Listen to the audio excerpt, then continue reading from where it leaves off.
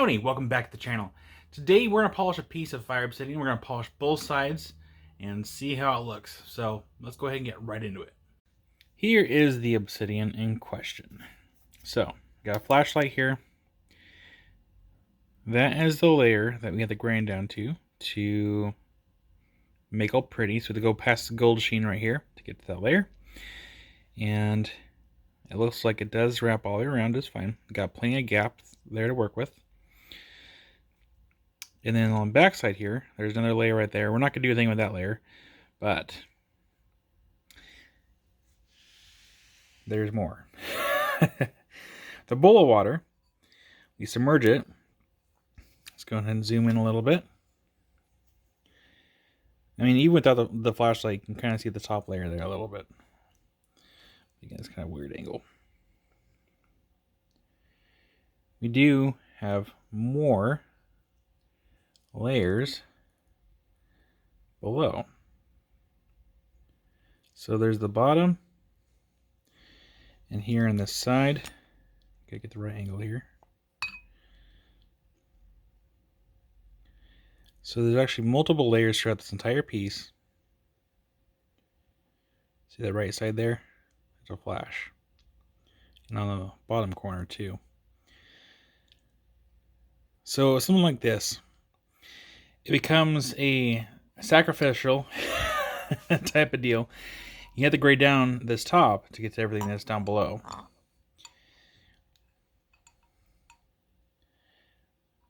But if there's a better chance for more layers down below, sometimes it's worth it. Sometimes it's not.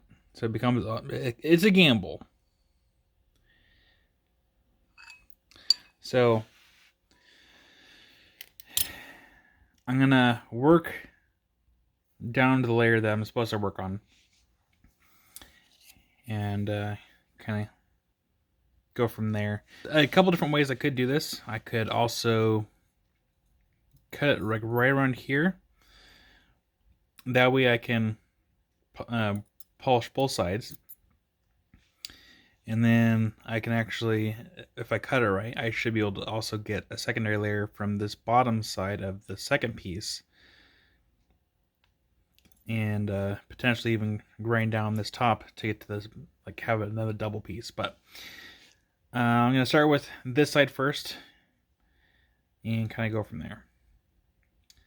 And again, I might send an email, see if I can potentially work the other side. If not, it's not a big deal. We'll do the side first and kind of see how it turns out.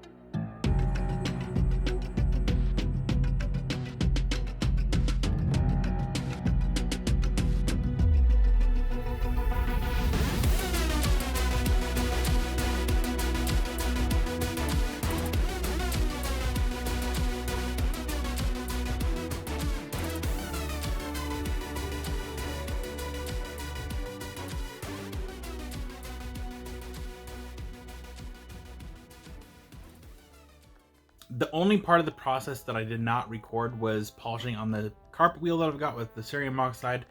There's just no footage of it. I forgot to do that during this whole process. But that is how I polish my Obsidian. I use a carpet wheel with cerium oxide, and be sure to use a lot of pressure, but also make sure the cerium doesn't dry out when I'm polishing it. And I'm continuously checking my work as I'm going. But let's go ahead and take a look at the finished piece, and I want to know what you think in the comment section down below. So let's not waste any more time. Let's go ahead and check it out.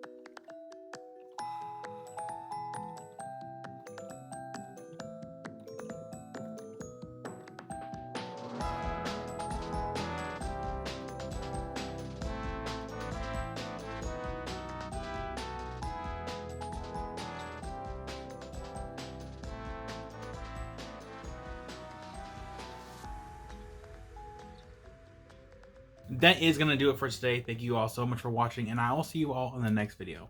Rock on.